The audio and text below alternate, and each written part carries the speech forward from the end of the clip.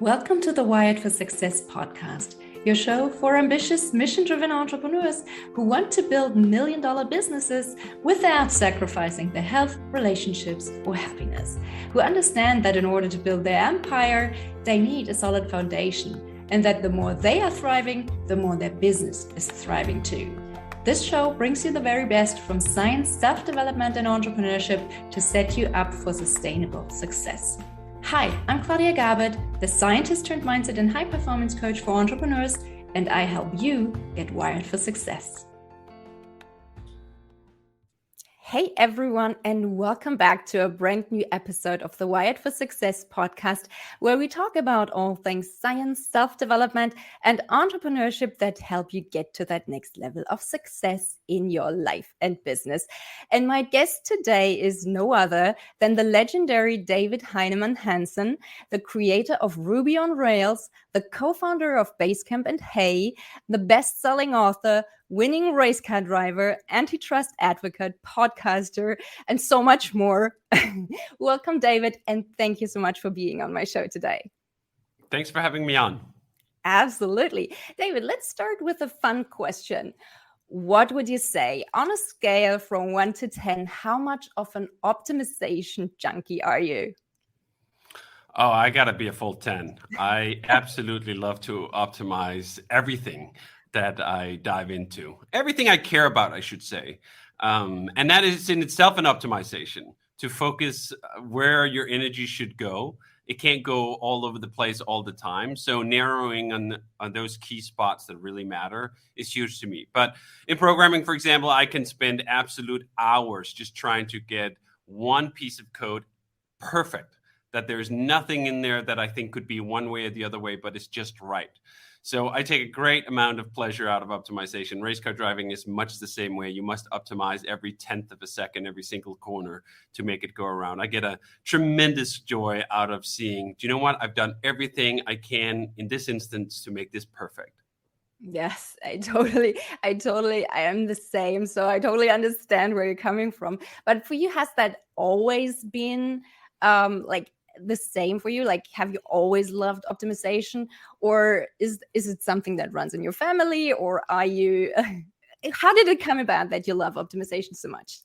That's a good question. I think it comes about when I really just get into a certain domain and I get focused on something. I want to be as good as I possibly can be. And to me, optimization is an extension of skill. It's an extension of competency. It's an extension of having developed an eye that can see all the things that aren't yet perfect. Now, as I mentioned, I think this goes hand in hand with deciding what to optimize on. I think you can become quite OCD in your life if you think every single interaction you have, every single moment of the day, every single activity needs to follow that same regimen of optimization. So, for example, for me, when I was in school, I optimized my sort of outcome of that by choosing some subjects to fail. In the beginning of the school year, I would simply choose, you know what, that subject, I am not going to invest any time in whatsoever. I'm not even going to deliver a baseline performance. I am completely satisfied with the idea that I'm going to fail, because I want that time to optimize in other areas of my life, of my education, of my hobbies, of my interests in computers. And I think that level of awareness that you can't optimize everything all the time, we don't have the bandwidth to be able to do that, is key to be able to then focus really deeply on a few number of things that matter intently. Oh, that's a very interesting approach for sure, especially at such a young age, like when you're at school and you're already deciding, okay, I'm going to fail this subject. So what are you optimizing for in your life and businesses right now? What does success look like at this point in your life? So it's a bit of a mixed answer, because on the one hand, I have had all the success in terms of financial success or business success that I could ever dream for about 15 years. All my financial aspirations and so on were fulfilled quite early on, because 37 Signals did very well, because Basecamp, our project management tool, took off in the way it did when we launched it early.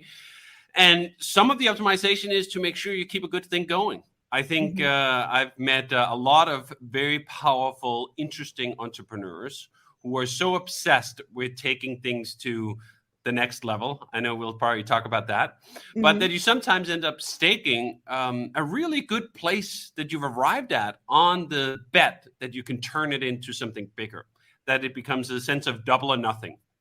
And at least as it comes to sort of financial success or business success, that's not one of the areas that I found most interesting to keep pushing on. I don't need to go double or nothing on the business that we've built at 37 Signals.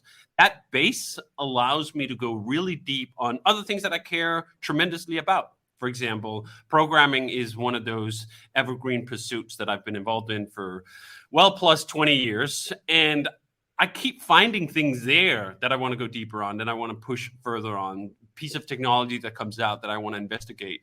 So again, that meme of choosing where your optimization go is just absolutely key important. And for me, that optimization continues to go into my writing.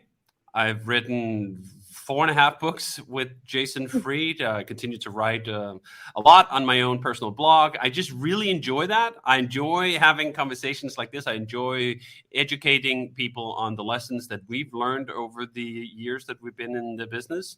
But it doesn't need to come at an expense of maintaining a baseline for the business. So that composition, that big picture, optimizing the big picture is in some sense also figuring out where you don't need to turn the dials any further.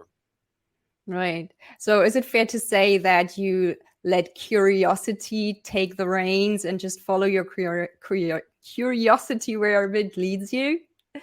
Certainly within technology, certainly within programming. And I think that's actually a fairly good standard to judge most things that I spend my time on in business at the moment. We've arrived at the place where, do you know what? I don't need to do that many things. There are phases of entrepreneurship where you absolutely need to do X, Y, Z, and D, and E, and F. But we have a really good, stable setup. So there's rare occasions where I need to step in to do something because it's really crucial to the business. And then the rest of the time, I can exactly spend pursuing my curiosity and just things that that interest me. So that goes to, again, the programming. I'll find some technical niche, or I'll find some ideas for things we can do differently, and going, do you know what? I'm just going to pursue that, not with sort of instrumental approach where I necessarily know upfront it's going to do exactly this, just because it is interesting to pursue. And I trust that if I follow the thread of something interesting, I will land in a place that's going to have some value, both to the business, to myself, and so forth. How much value? That's often very speculative. I think a lot of entrepreneurs love to deceive themselves by thinking that they can foresee everything that happens, or they know exactly how big the opportunity is, or blah, blah, blah. Most of us just don't know that much. And the best that we could do is show up with our best and put it to good use on something we're curious about, something we're intrinsically motivated for, and then see what happens. That's so true. Now, what are you curious about at the moment? So what are some new ideas that are really exciting to you right now? There's two realms. One is in the technical realm. There has actually been a lot of innovation and progress on the fundamental hardware that we use to run our business. The CPUs and especially the SSD drives of modern computers are amazing, and they're changing some fundamental assumptions about how we build systems. Just for one example, as little as 10 years ago, we were still spinning mostly, as they say, rust. We were using hard drives with spinning metal disks. And they just had some very specific characteristics about how quickly you can find information, how much information you can read in one go. And that, in turn, infiltrated the designs of systems, that you needed to design systems in a certain way so that they were compatible with this mode of hardware. Well, we're no longer spinning rust. We're no longer spinning these plates around. We're using SSD drives that are more like RAM, just way, way faster than those hard drives that went before them. And it really changes how you architect systems. And I find that those sort of moments of progress that sneak up on you, things get a little bit faster, a little bit faster, a little bit faster. And suddenly there's almost like a step function where things have become fast enough to unlock a new domain or unlock a new approach. And very often what happens is that sneaks up on folks, and they don't even realize, because we've been in this mode where we've been developing software a certain way for these spinning plates. And we just have that intuitively as our design in our heads about how to build systems. Now this thing has crept up, and suddenly the disruption is here, and someone needs to take advantage of that. So I love diving into that. I love diving into what can we question. I've been building information systems for well over 20 years. In that time, there is a half-life of truth. There is things you take for granted that those things are just permanent, and yet they aren't. 5 years passes on, and suddenly the assumptions have changed, and you need to be ready to change with that if you want to take advantage of it. So that's one domain. The other domain is how we distribute software. So I've been selling software as a service, SaaS software, well before that term was even coined. I think the term was coined in 2007 or 8, and we started in 2004. And it's been so successful because the magic of recurring revenue is so attractive to companies, and especially attractive to investors, and occasionally also attractive to consumers, that it's essentially come to dominate the entire software industry when it comes to the professional side of things. Even things like Lightroom or Photoshop, you can hardly, I don't even think you can buy them outright anymore. You can only buy them as a subscription. Do you know what? I think something is lost in that, and I think it is time for a turning here, that there's room for new ways, or perhaps old ways, of starting to distribute software again and selling them in a different way, not selling them on subscription anymore. So that's another one of those new frontiers that I'm really interested in, that we're doing some work in, and hopefully perhaps even next week, by the time this episode airs, we'll have made an announcement about. Ooh, keeping it interesting. Looking forward to hearing more about that. And I love how you describe that kind of, that the next level might sneak up on you. It's kind of like a phase shift sometimes, right? So you increase temperature by 1 degree, and all of a sudden you have this phase shift. Exactly. Now, while I love optimization too, as I said, what I've noticed is that there certainly is a point where too much of a good thing becomes a bad thing. And I talk to a lot of people who struggle with really paralyzing perfectionism. So do you sometimes struggle with that too? And how or when do you decide that something is just good enough to release it into the world? I think that's absolutely key. Perfect is the enemy of good. And if you strive for perfection in every single realm of what you're doing, you will never, ever be done. There's always more to be done, especially when you think about something like scope. How much of the problem domain should we tackle? If you're a perfectionist and you try to tackle all of it at once up front, that is a recipe for disaster. We have a saying at 37 Signals that we would rather build half a product than a half-assed one. So that goes to both sides of it. Both the sense that scope is the one we will negotiate. We'd rather build less if we can build it better. And I think this is one way to counter this sense of perfectionism, this draw to perfectionism, that you focus your perfectionism on a few things. The place where most people fall into the trap is when they try to focus that perfectionism on everything, or just even too many things. There's only room for a handful of things to be perfect. And by perfect, I just mean as good as you can make it. I think that's the other thing. Recognize the boundaries of what you're capable of, what your competence stretches to do. I don't strive for perfectionism that is beyond what I can do. I strive for a perfectionism that I am personally capable of. So if I've chosen that there's a part of this product that I really want to be very good, or part of this program that I really want to be very good, I will use the full extent of my capacity to arrive at perfect within that. I may very well know that, you know what, there might sit somewhere else that's a smarter programmer than me, that's a better business person than me, that could make it even more perfect. So what? What use is it for me to fantasize about what other people perhaps could do in that situation? Don't get stuck on that. Get to the extent of what you're capable of in those few domains, and then keep moving. And as time inevitably gets eaten up by some of those pursuits, you have to just be willing to shrink on the other end. This connects directly to the conversation we started with. Choosing which subjects to fail. There's a wonderful book called Blue Ocean Strategy that details how to set business strategy by just as much deciding where you're not going to compete as where you are going to compete. And in order for you to be perfect or even just better than the competition in a number of areas, in almost all cases, you also have to choose where you're going to be worse. And I think this is something a lot of entrepreneurs have a hard time with. Yes. Thinking that they intentionally are going to design their product or their service to be worse than the competition. Well, that's just reality, especially when you go up against incumbents, especially when you're an underdog. You just can't do all of it better than everyone else. That is delusional.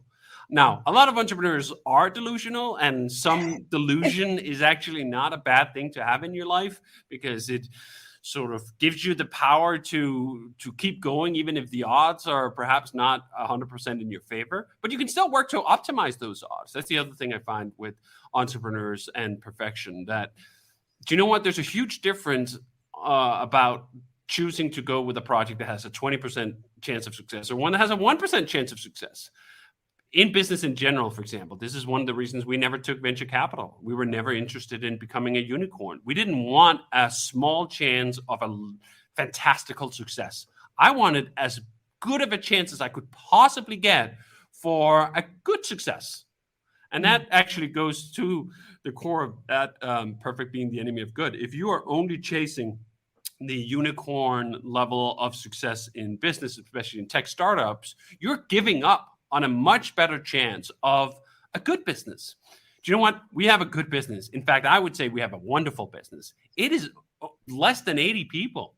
It is not doing billions of dollars a year, but yet it affords us all the freedom we could possibly want. It affords me the luxury of chase all the curiosities that I find along my way. And we have a wonderful time doing that. How is that not a fantastical success? Well, it's not a fantastical success if you only measure it on the bar of billions. I would argue that that's a very poor measure of success in general, and that you have to zoom out and see the bigger picture and optimize for some notion of perfection of keeping all those individual components balanced against each other. I love that. And I totally agree. It's not about creating a product that doesn't have any flaws or that couldn't be better or that's better than all the competition. It's really about creating something that you're proud of, and that's the result of the best work that you can do with what you have right now. Exactly. It's about embracing those constraints. That's another term we throw around a lot. Then, especially if you are an entrepreneur who's starting a new business, you're going to have an infinitude of constraints, but those are good. You don't have enough people, you don't have enough time, and you don't have enough money. Those are the kinds of constraints that create new innovative products that couldn't be created by the likes of Microsoft or Google or Amazon or whatever, because they would never throw so little at the problem. This is the other thing. If you just need a little, you can't pursue it with the biggest guns in the industry. You simply can't arrive at those solutions. Google has to look at a potential business idea and go, do you know what? Unless this is worth, I forget what their cutoff is, $500 million a year, unless we can see the path to that, it's just not worth doing. Well, first of all, there's a fair number of ideas that eventually become worth $500 million a year that you just can't tell in the moment. And then there's a bunch of other ideas that are wonderful, great ideas that the world deserves to have, that are $20 million a year ideas, that are $100 million a year ideas, that are perhaps to a tiny team a $2 million a year idea. And I would hate if we were deprived of those ideas just because people keep thinking, do you know what? The only bar of success, the only thing worth chasing is something that is enormous. Yes, so true. Now, to stay with the optimization topic just a little bit longer, the one thing that we all need in order to optimize anything is feedback, right? So we can either have positive or we can have negative feedback, which can all give us the necessary information. But I think it's fair to say that a lot of people struggle with receiving negative feedback. How do you personally think about this, and how do you handle negative feedback? Well, I think one of the ways I've been lucky is I've been born with simply a high degree of confidence in my own ability and opinions. Other people would summarize that as simply being arrogant. And if you look up what arrogance is, it is to have a higher self-assessment that others would grant you. And I think actually entrepreneurs need some degree of arrogance. They need to see something in themselves, in their idea, that others are not yet capable of seeing. Because unless you have that confidence to keep pushing when others aren't convinced, you're never going to get any interesting idea out there. If that interesting idea that you're working on was so obvious, so unqualified and easy to analyze and arrive at a verdict of good, someone else would have done it. So much of entrepreneurship relies on the fact that the idea at first glance perhaps looks small or silly or even stupid.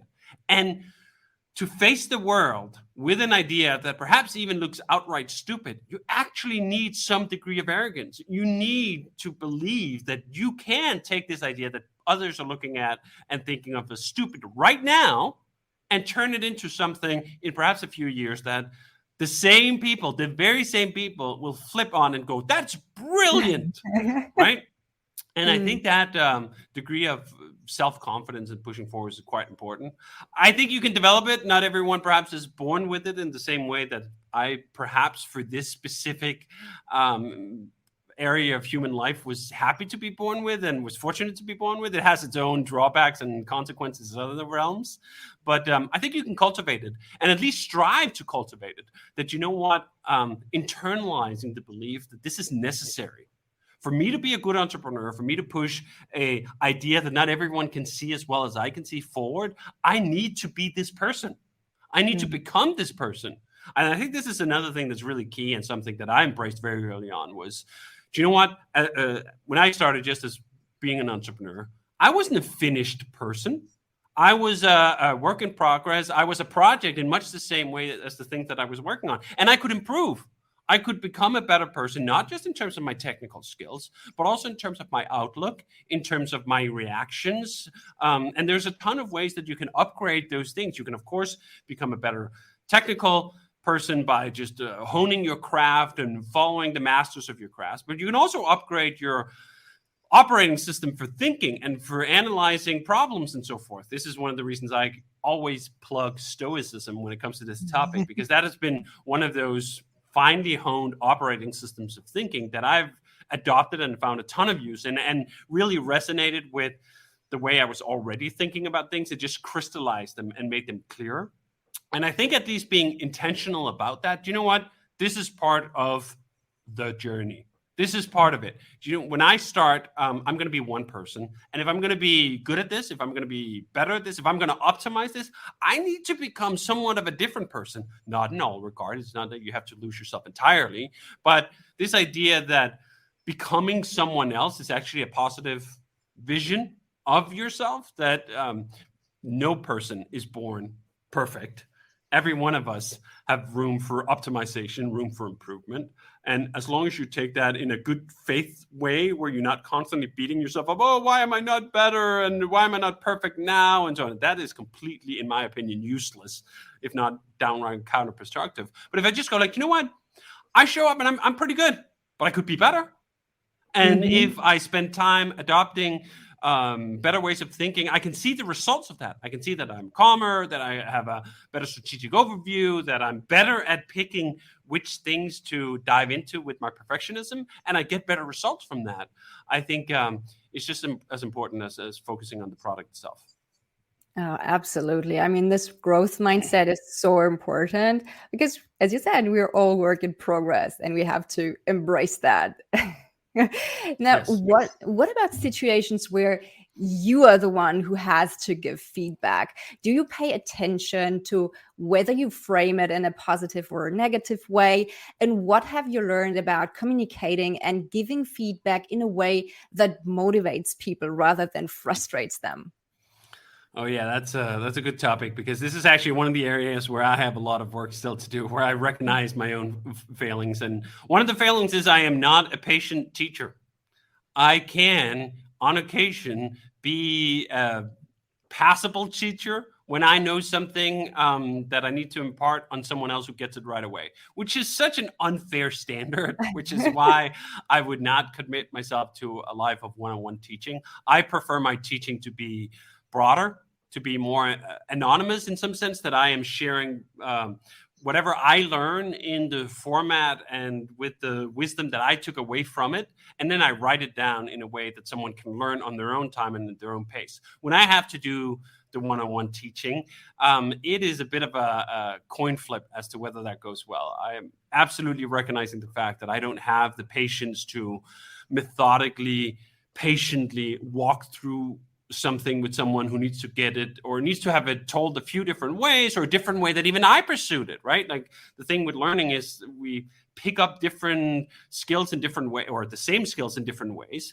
And just the way that I picked it up might not be the way that's good for the person I'm trying to teach something here. So the way that I typically engage is at a relatively sort of objective level. I'm just trying to point out, hey, here's how I see things, and here's how it goes. I have that dialogue running in my head about, do you know what, is that what this person actually would want? Is this motivating? How can I phrase it? But I'm not that good at translating that dialogue into what the best teachers can do. The teaching in itself is a skill, and it's a skill that I haven't chosen to really focus that deeply on. It's certainly one I've chosen not to perfect. And broadly speaking, it's better if, at least if you take a domain that I'm not alone in knowing, I'm not alone in being able to impart, that someone else should do that. I think that's part of perfection too, is to recognize, you know what, I can grow, I can become better, but there's also a sense of deciding where you can become better. And some people have this sense, oh, let me find out where my strengths and weaknesses are, and then I'll work on my weaknesses.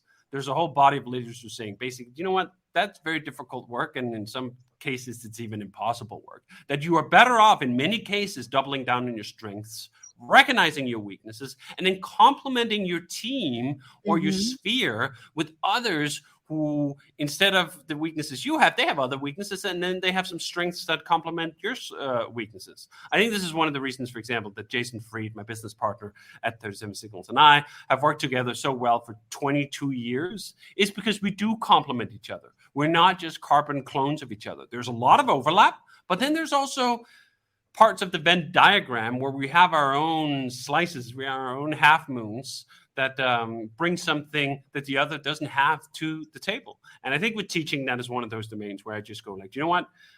If this is, for example, teaching someone Ruby, the programming language that I use, I know for a fact that there's a lot of wonderful, excellent teachers out there. I would be a bad teacher of Ruby because there's so many other people who could do it, and they could undoubtedly do it better than me. So my optimization, my perfection is to take 2 steps and like, all right, someone else should do that.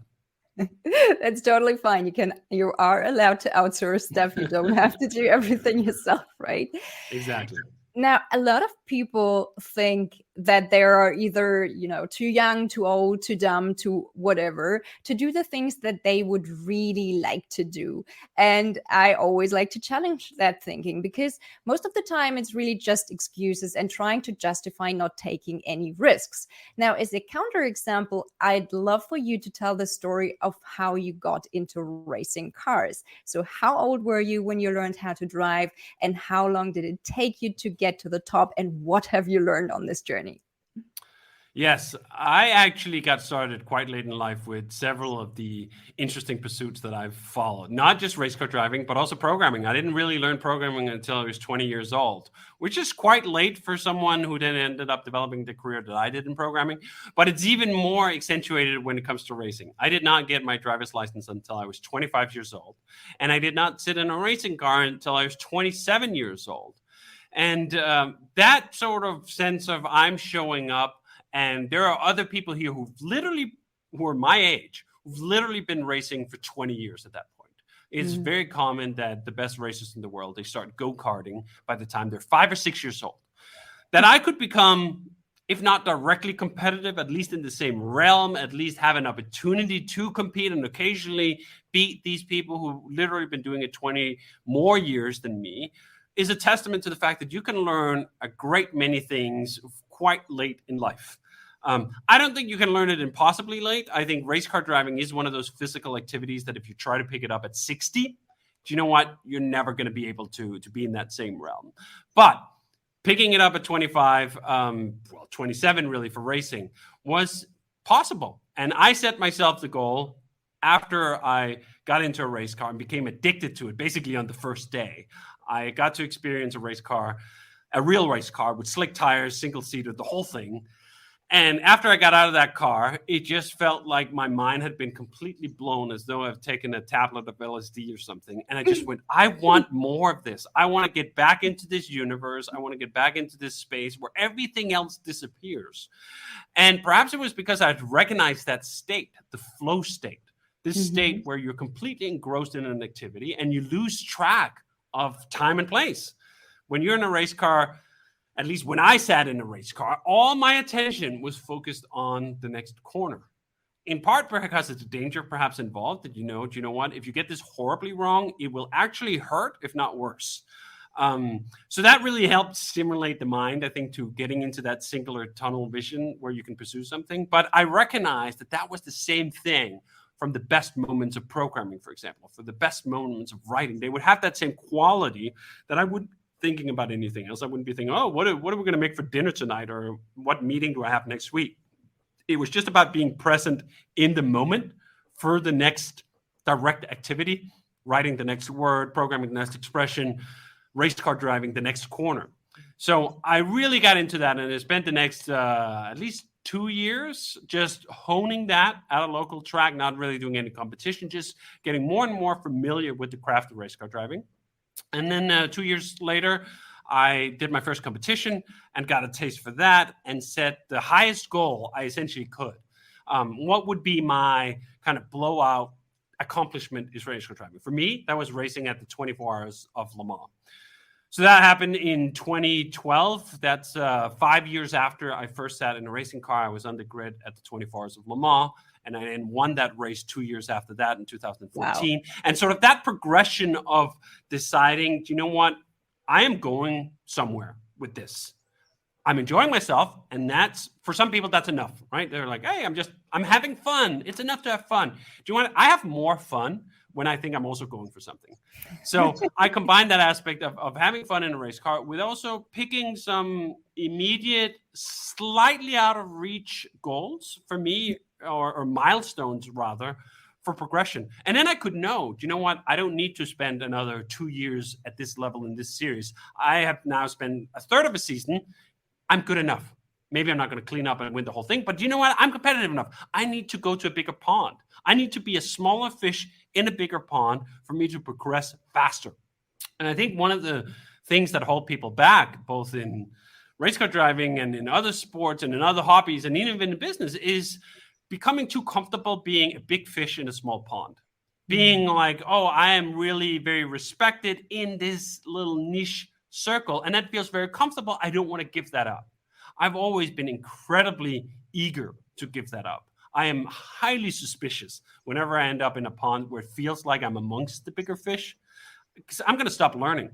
Once you are the biggest fish in the pond, like, the game is over to some extent. And now it becomes a game of maintaining what you have in a sort of adversarial way, which I never enjoy. I want to be the worst in the room. I want to be the dumbest in the room. I want to be the slowest driver on the team. Because as long as all those things are true, I know, do you know what? Here's someone I can learn from. Here's someone I can progress with. And that, to me, is a better reward than almost anything else. You know what? And I can look back and see last year, I was worse. I learned something this year. Now, race car driving is an interesting one because I've actually reached the point now where I'm more or less as big of a fish as I'm going to get. Like, I'm not going to get that much better. I am 43. And that is the time where on some of these things that rely on certain physical capacities and so on, you start cresting, which is also fine. I think that's the other part of it, accepting there are different phases of life, as there are different phases of business. 37 Signals, for example, is not a startup anymore. We shouldn't act as though we are a startup. We shouldn't act as though we're 5 minutes from running out of money. We can do different things now. We can still be an underdog. We can still take on worthy fights. We can still have principles. We can still have all of that energy, but it has to channel itself in ways that are proportionate to our station and time in life. And I feel the same thing about race car driving. Do you know what? I shouldn't think, it's a catastrophe if I'm going to be constantly getting better and better and better. I've kind of peaked out there. Now I need to find a different pond, a different shape to take, such that I once again can be the small fish in a big pond. Oh, that's such an interesting and inspiring story. And I love what you said about this flow state, because I think this is something that it's different and unique for everyone. And we all have to find the activities that stimulate the right neurochemical cocktail to get us into those states. So for me, it's running. But it's different for everyone. And for me personally, racing car sounds like a very dangerous thing to do. So again, on a scale from 1 to 10, how risk-seeking would you say you are? It's funny you mention that, because I'm pretty sure if you do the long-run analysis of what's more likely to lead to injury, running is way higher up than race car driving. From being hit by a car when you're out running to pulling a tendon or something else. I have, knock on wood, really only ever had maybe 1.5 bad incidents in racing. Once I kind of screwed up my hand a little bit, but that's it. Now, racing can be dangerous. People die racing. They absolutely also die running. So some of it is to have a sense of analysis of the actual risks. I'm actually quite risk averse. The only time I seem like a risk seeker, at least in my optics, is when other people haven't done the full analysis on whether this is actually risky or not. Entrepreneurship is a great example. There's a complete mythology that's built up that entrepreneurs are these highly risk-seeking individuals who will gamble everything on the one great idea. They will max out their credit cards. They will take a second mortgage. They will do all these things to make it work. I was never that person. Never, ever. 37 Signals got into software development in the most risk-averse way possible. We started developing Basecamp as a third or fourth client next to a bunch of other clients who were paying the bills sufficiently such that even if we totally failed with Basecamp and never made $1 from it, it would have been fine. In fact, it would have been better than fine. We would have had a good time building a cool system. We would have learned a lot and we would have lost nothing. So that approach to risk-taking, of analyzing the risk, perhaps from a slightly different angle than is what is typically seen, I think that is the hallmark actually of spotting an opportunity. Certainly when it comes to business. When it comes to race car driving, some of it is perhaps also just the delusion. As we talked about, you need a little bit of delusion to be a race car driver. You need to be a little delusional that the really bad accident is not going to happen to you. But still, I think when you look objectively upon it, if you were a racing car driver in the 1960s and you were racing Formula One, you had, I believe, an 18% chance of not surviving the season. Now, that is some serious risk. That is a type of risk I would never, ever indulge in. That is way, way too high for me. But if you look at it today, I really like motorcycles. I think motorcycles are incredibly cool. I think some of the most awesome, manliest thing you can do is race the Isle of Man TT, which is this insane race that goes through towns and whatever, where 3 people die every year that race is held. It is almost like a throwback to the Formula One of the 1960s. Never, ever in a million years will you find me on a motorcycle. I've made the analysis. You know what? That is just too risky. I think it's super cool. I have tremendous respect for the people who stake that much on it. But I've seen the statistics.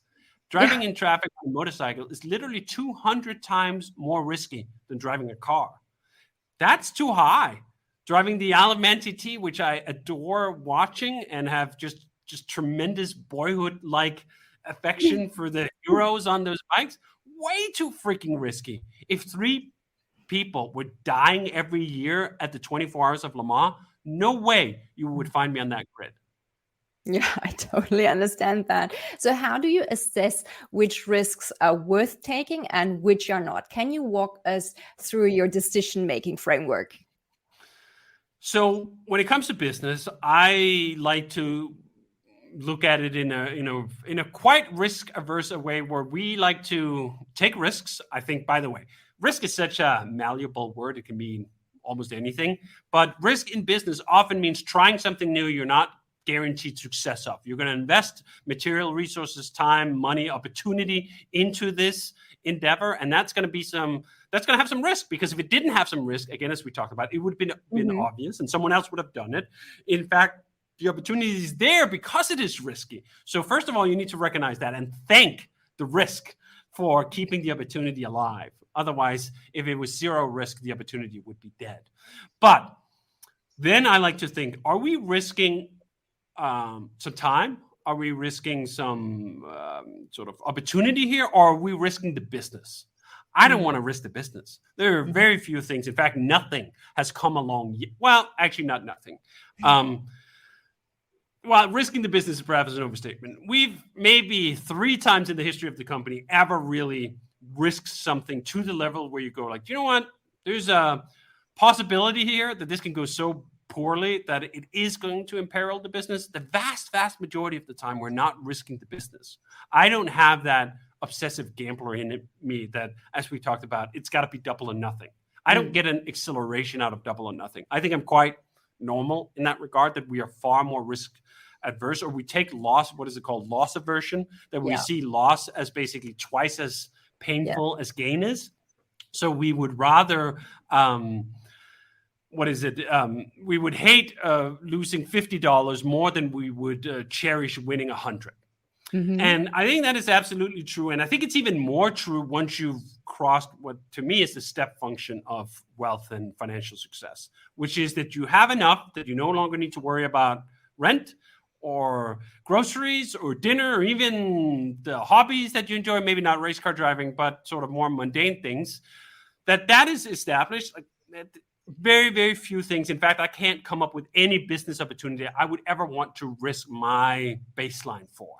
Because the baseline is in many ways the purpose of at least the financial inquiry here into this through entrepreneurship. That you do it because you want to reach that level, because that level affords you freedom. And that to me is one of those things, you know what, I don't want to stake my freedom. This is one of the reasons why we always turn down venture capital. Venture capital has that character of double of nothing, that someone could come along. Yeah, you know what? Here's a check for $100 million or $200 million. Blow it out. Make 37 signals as big as it possibly could be. Hire thousands of people so that you can seize the possibility of an enormous opportunity. And I just thought, you know what? That's not something I want to stake the rest for.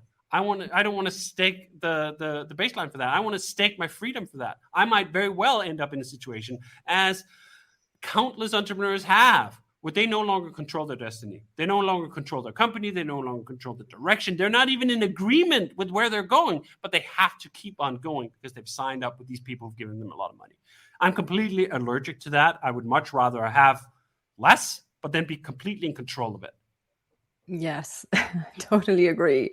Now, I heard you say in another interview, and I'm paraphrasing here, that expectations, not outcomes, determine how you feel in any given situation. And again, that's something I totally agree with. And in my work as a coach, I often do something that I call expectation setting before I run a workshop or a meeting. So just to make sure that everyone is on the same page and everyone knows what to expect. And I find this super helpful to get everyone aligned and improve the experience for all the participants. Is that something that you do with your team as well? Do you know what? It's mostly a technique I've used for myself, and I think we could probably be better at using that internally, but occasionally we do use it internally too. I remember, for example, when we launched Hey, our new email service, hey.com, we had spent 2 years developing it, and we had no idea how the market was going to receive that. This was a completely new domain for us. We were going up against perhaps the worst possible competitor, a huge behemoth, Google, who'd been developing a product for 15 years, Gmail, that was used by 1.5 billion people and was free. That is a very stiff competition. Here we come. We've been developing a system. We're a much smaller company, and we charge money for an email system. That just sounds counterintuitive in this day and age. So we knew that the odds of success were very uncertain. We've done other things in the past that's an extension of something we already done, where we kind of know, do you know what, there's a great demand for this. When we add some features to Basecamp or whatever, that we just got a bunch of feedback. No one was telling us, hey, could you make another Gmail? Right? And this is, I think, the kernel of entrepreneurship, where the risk is part of quantifying the opportunity. There was such risk there because no one was asking for it. It was quite audacious to go out and think you could create not just a new email client, but a new email platform, an alternative to Gmail, not like a thing that goes on top of Gmail. Anyway, when we launched that, I basically set out, do you know what? There's 3 broad buckets here of outcomes. Either this thing launches and it's a complete dead fish in the market. No one wants to buy it. Everyone is happy with Gmail. They don't want to switch. They don't want to pay for email. The worst that could have happened was we just spent 2 years developing the best possible email system that we will use ourselves until the end of time.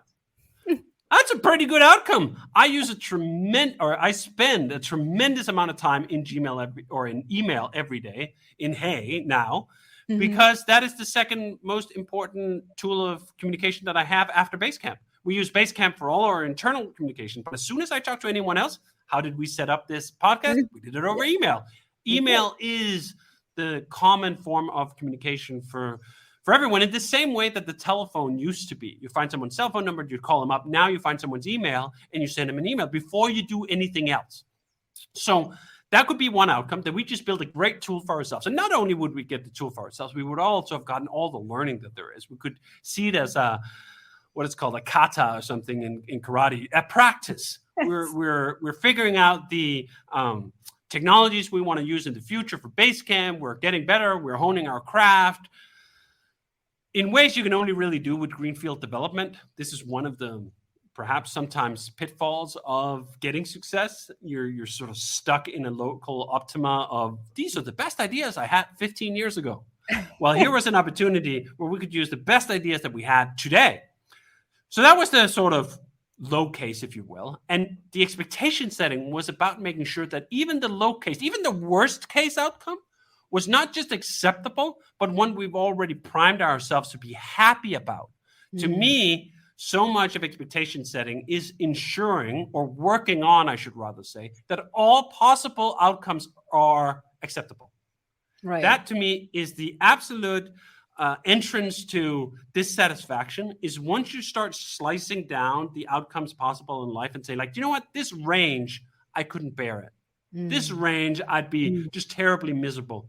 What other nonsense? I think this is one of the key notions I picked up from Stoicism, is to accept all of it.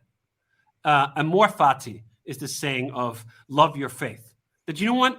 Love the terrible things that happen. Not because you wanted the terrible thing to happen, because terrible things happen in life. We're not going to get out of this alive. That goes for all of us. We're all going to go through hardships. We should not see it as some unique special burden that we're getting hit by it. We should try to work on ourselves.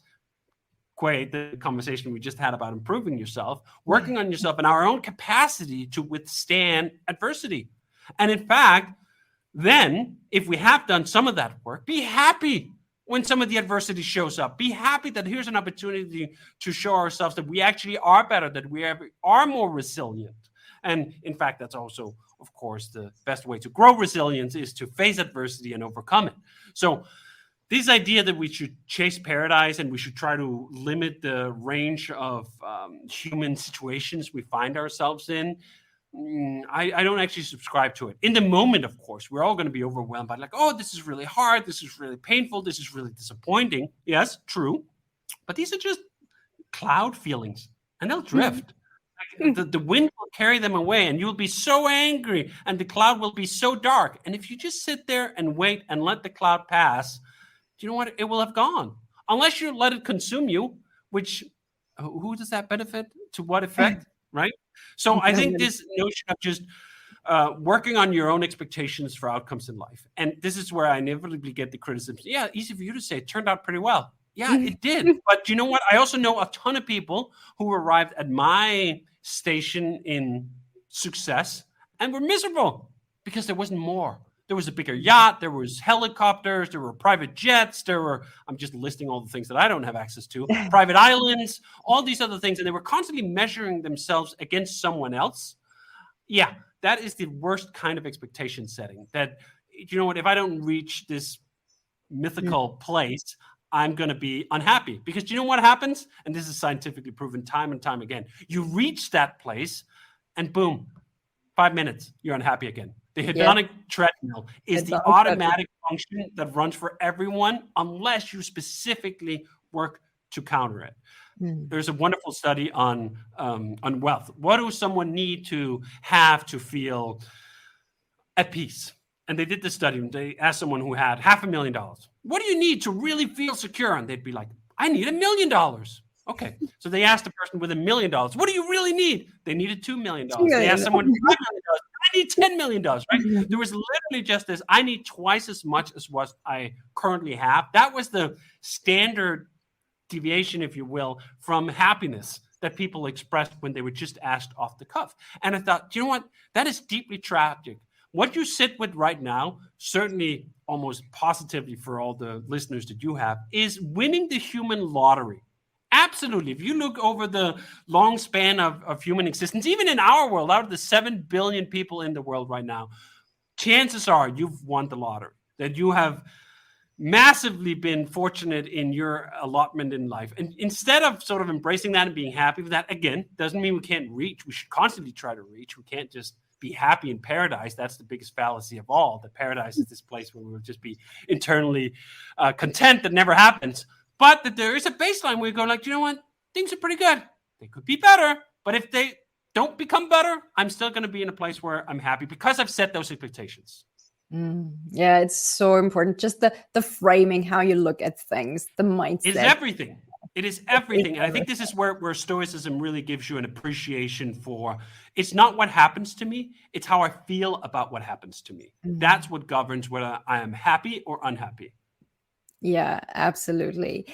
Now, when you look at how you communicate or how you interact with other people, because sometimes it's easy to do this on your own when you have done the work, but still, if you have to work in a team environment and you have to coordinate people and everyone is slightly different and so on, what have you learned about motivation, company culture, and creating the right incentive structure for building like really high performance teams? Great question. And I will point to another book here. Daniel Pink's Drive 2.0, I think it's called, is wonderful. And it's mainly wonderful for me because I remember sort of the 3 main drivers that he identifies for motivation. And they are mastery, autonomy, and purpose. If you can nail those 3 with your employees, if you can give room for those 3, if you can define those 3s, I think you are 90% of the way to creating a space where people will be happy. And if you start with the first one, mastery, that goes directly to that discussion we had about perfection. That mastery is about keeping at it until you've reached the limits of your capacity and abilities. This is how you get better, by using all of the capacity that you have, and then you will usually grow a little bit. And if you keep using all of it and all of it and all of it, you'll grow a little bit more. Most people will recognize this if they work out.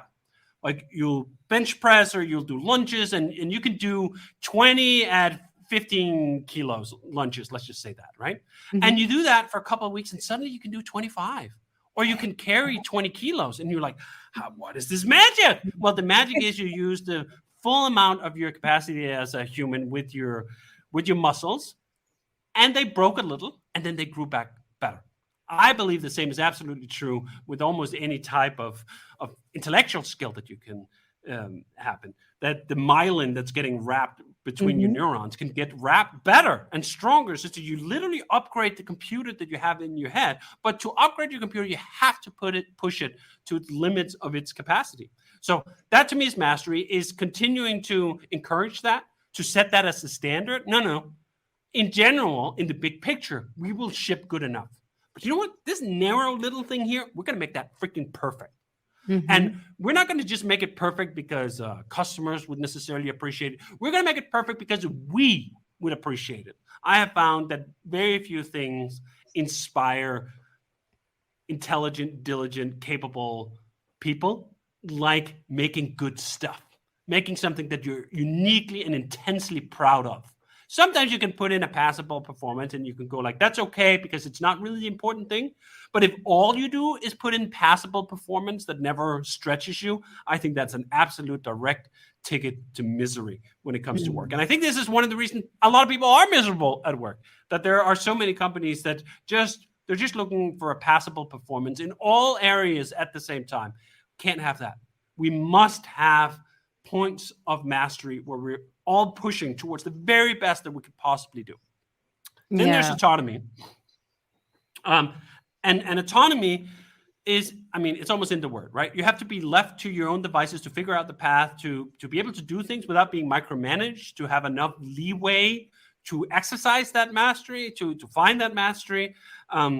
We get a lot of that, I think, from remote work. We've been a remote work company for 20 years. I found that my own career didn't take off until remote work. And a lot of it was because of that autonomy, that I needed to sit in my own room with the door that locked for long stretches of uninterrupted time before I could find these rich veins of creativity. And then finally, there's purpose. Are what we're doing mattering? Does it matter in a way that it helps someone that we'd like to help? So at 37 Signals, we make software for small and mid-sized businesses. We make software for the underdogs. When I hear the stories, when our team hear the stories back from the underdogs that we helped, Basecamp really helped me make sure I didn't lose track of these things, that nothing fell through the cracks, and it helped us get better against the larger competitors. That is purpose. Mm-hmm. You see that you put something into the world, it really helped someone you wanted to help, and they were grateful for it. Oh man, that is just like a boost of motivation and adrenaline. Yeah. So those three things are the things that I try to constantly, well, not constantly, but keep in mind when I think about motivation for employees at 37 Signals. Oh, those are great tips. Thank you so much for sharing. Now, something that I wanted to dig a little deeper in is that I see so many ambitious entrepreneurs who struggle with the toxic hustle culture.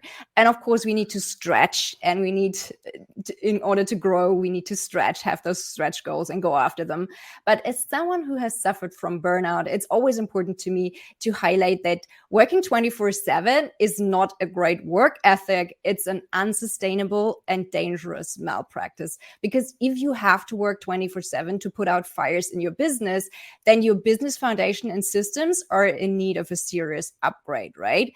And I know that you're married, you have kids, you write books, you go on podcasts, you race cars, you do all those amazing things while also building and running several businesses. So I want to know your secrets. I'd love to hear what you're doing on a daily basis to make sure you stay happy, healthy, and productive. The first thing I do is embrace constraints. Very early on in the time that Jason and I were working together, we came to the understanding that 40 hours is enough and 8 hours a day is plenty. In fact, when we first got started on Basecamp, I was working 10 hours a week, not 10 hours a day, 10 hours a week to build that system. And that system is the foundation of our success today. So if we were able to build the most successful business that we built together in 10 hours a week, 40 hours should be an absolute luxury. And that's exactly what I found. I found that illustration of going from 10 hours, the amount of value I was able to create in 10 hours was not 4x'd when I went to 40. Not even close. It wasn't even doubled. If I get 50% more value out of the next 30 hours that I get out of the first 10, that's probably about right. So that explains that this is a power law, that the things you spend your time on a weekly basis, the vast majority of them just do not matter that much. And that only becomes even more true if you venture beyond the 40 hours a week. In the US in particular, people are so enthralled with bragging about working 60 hours or 80 hours a week. And I always look at that and like, do you know what? That's just a poor optimization. It's a really bad optimization of your time to throw all of those hours into one pursuit when you know there's a power law of impact, that you can't have the same amount of impact in the 60th or 80th hour as you would in the 5th or the 10th. So once that was established, and you know what's funny is that it wasn't even that much of a explicit discussion. Jason and I both just arrived at the same point. And I think part of it was that we had both observed enough people chasing the other path, chasing the 60, 80, 100, or even 120 in the most ludicrous cases, hours a week, and thought, these people aren't doing that well. That doesn't look great. I mean, both from an inside watching someone in companies I worked at where someone more senior than me were putting in that and just going, I don't think they're getting back what they're putting in. That seems like a bad trade. So we embraced those constraints early on, said, this is what we're going to do, because we also had no one else to tell us otherwise. We didn't have any investors that were constantly pushing us on. What's your growth rate for the next quarter? Are you going to hit your numbers? No, we had the freedom of pursuing what we wanted to pursue. We wanted to grow it. We wanted to reach. We wanted to be ambitious, but we could do all of those things within that constraint. And I find it actually helps focus you. When you know you can't just keep adding more and more and more hours onto it, you got to make those hours count. And that became the drive for both Jason and I, making the hours count. A huge part of that is, as we talked about, remote work, giving people the autonomy of their schedule. Instead of treating their schedule like a game of Tetris that you got to fill with all these colored blocks, and a good day is one that has a lot of different colors and a lot of different blocks on, we took exactly the opposite position. A good day is one that's completely clear. And when I say clear, most people think, oh, it's full of free time. What are you talking about? No, this is the work. This is why I'm here. I'm here to pursue the mastery, chasing whatever we're trying to accomplish in that green or in that gray space. And in that gray space, that's where the work happens. In fact, once the Tetris game starts leveling up, that's when, at least in my optics, none of the core work that pushes things forward happens. That doesn't mean you can't have a good meeting that doesn't unlock an important insight or can't do something else. Absolutely true. But that's the sprinkles. The meat and potatoes is the work, is the clean, open space in your calendar, is the long stretches of uninterrupted time, is the 3, 4, 5 hours where you're just engrossed in one problem. You're not getting interrupted because you're sitting in one of those dreadful open offices. You're not getting interrupted because you constantly have meetings like 45 minutes apart. You've set up your time and your schedule in such a way that it feels like there's enough. And this is the funny thing when people list up, oh, you do this and you do this and you also do this. I'm like, that's not how it feels. Like, I don't end the week, or occasionally I do, but mostly I don't end the week thinking, wow, I was just so busy. I was constantly busy and I had all this stuff and I didn't get a moment to breathe. And oh, if only there were more than 24 hours in the day, which is one of those bullshit things that people love repeating. I'd be better at accomplishment. What are you talking about? Like, this comes perhaps part back to having some of that self-confidence. You know what? I have confidence that if you just give me long stretches of uninterrupted time, I'll come up with something good. I don't need even 40 hours. That's the truth too. When we say 8 hours is plenty, that 8 hours includes a ton of slack, because virtually no creative individual that I've ever known was able to put in truly 8 hours of dedicated work week after week, month after month. That just doesn't work. We have these sprints where that can happen, and then we have some lulls, and a lot of days are sort of half and half. If on any given day I get 4 hours of really dedicated problem-solving creative time out of it, that is usually a wonderful day. So there's this sense of disconnecting impactfulness from busyness that I'm really into, that a lot of people end up Friday afternoon thinking, oh, I was so busy. And if you ask them what they got done, they were like, well, I had this meeting and we talked about this thing and we did this plan for this other thing. And you're like, yeah, but what did you do? I think this is the crux of a lot of discontent of modern life in general, that it's so intangible. But it can become more practical and it can become more physical if you work in domains like programming, like design, like marketing, like writing, like a ton of different things where you can go, or teaching, education, where you're like, all right, here's a body of work that I accomplished. Then that Friday afternoon can actually feel like something happened, like that the week mattered. I think as, again, this notion of the bullshit job, which was a concept that David Graeber wrote up in a seminal article. He turned it into a book, all on the basis of a poll done with workers in the UK, showing something like 35% of people working in the UK thought their job was bullshit. And they thought it in the sense that it wouldn't matter to humanity whether the work that they were doing got done or not. That is some existential dread that I would not wish upon my worst enemy. This idea that I go to work 40 hours a week and I kind of think it's bullshit. That like if I wasn't here, nothing would really change. No material value would evaporate. So I try at least to look at my own contribution. It's not every week. There are weeks I think, oh, that was a bullshit week. Sometimes there's 2 weeks where I think it's a bullshit week. But if I get up to like 3 weeks in a row, oh, that was 3 weeks of bullshit, I know something has to change. And I usually either take a break because there's something like I just need to hit a reset button, or I do a thorough inventory of why is it I'm blocked? Why is it that I keep turning out these bullshit weeks? It's usually because there's something that's difficult, or maybe there's some conflict or whatever I haven't unpacked or haven't unresolved. But then the work needs to be there. I can't just keep in this bullshit loop, because if you do that, those weeks turn into months, and those months turn into years. And this is how you end up on the last day thinking, damn, I missed it. Yes, so true and so important. David, this has been a super interesting and super helpful conversation. Is there anything else that you would like to share with our listeners today?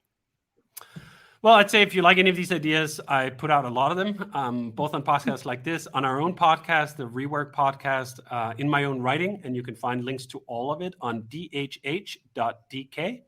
And follow me wherever you get your stuff. Perfect. David, again, thank you so much for sharing your tips and your wisdom with us today. It's been both an honor and a pleasure having you on the show. Thanks so much for having me on. Absolutely. Take care and talk soon. Bye. Thank you so much for listening to the Wired for Success podcast. I hope you've enjoyed today's episode. If you did, please subscribe, rate, and leave a review. That's a fantastic, easy, and zero-cost way to help the show grow. Just use the link in the show notes and make my day. Want more? For quick, actionable tips and insights to guided meditations and a side of biohacking, join my inner circle and get access to exclusive subscriber-only content. Again, just use the link in the show notes to join the tribe. Thank you for your support, and see you on the other side. Take care and talk soon. Bye.